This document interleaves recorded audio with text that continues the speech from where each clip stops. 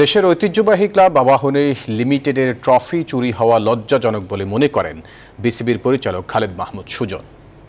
দলের সাবেক খেলোয়াড়রা ট্রফি ফিরিয়ে দেওয়ার অনুরোধ জানান। এদিকে স্থানীয়দের দাবি মাঠটি উন্মুক্ত করা হোক সকলের জন্য। থরে থরে সাজানো ঐতিহ্যবাহী আবাহনী ক্লাবের অর্জনগুলো হারিয়েছে একদিনেই। আওয়ামী লীগ সরকার পতনের পরই অফিস কক্ষ ভাঙচুরের পাশাপাশি চুরি হয়েছে ট্রফি সহ গুরুত্বপূর্ণ বেশ কিছু নথিও। আবাহনী ক্লাবের সাবেক ও বর্তমানরা ঘুরে দেখেন অফিস কক্ষ, অনুরোধ করেন চুরি হওয়া ট্রফিগুলো যেন ফেরত দেওয়া হয়। বোর্ড পরিচালক খালেদ মাহমুদ সুজনও বলেন মানবিমান থাকবেই, কিন্তু খেলাধুলাকে এগিয়ে নিতে আবাহনীর মতো ক্লাবের বিকল্প নেই।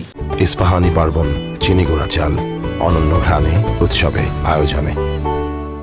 সেই অর্জনটা যদি আবার দেখি যে এখানে পুনঃস্থাপিত হয়েছে, সেটাই হবে আমাদের জন্য সবচেয়ে বড় পাওয়া। এই ট্রফিগুলো যখন চলে গেছে ক্লাব থেকে, এটা অবশ্যই একটা আমাদের জন্য লজ্জাজনক ব্যাপার, সত্যি কথা বলতে, কারণ ট্রফিগুলো তার দোষ করে নাই।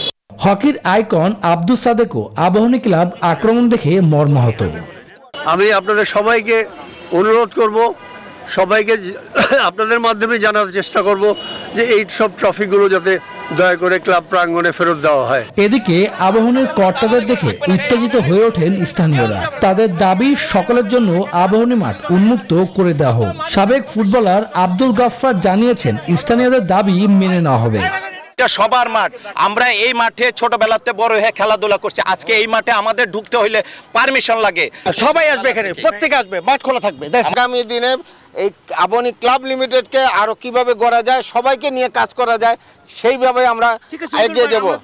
খেলাধুলাকে এগিয়ে নিতে ক্লাবগুলোর অবদান অসীম। রাজনৈতিক কারণে কোনো ক্লাব যেন ভবিষ্যতে ক্ষতিগ্রস্ত না হয়, এমনটাই দাবি সংশ্লিষ্টদের।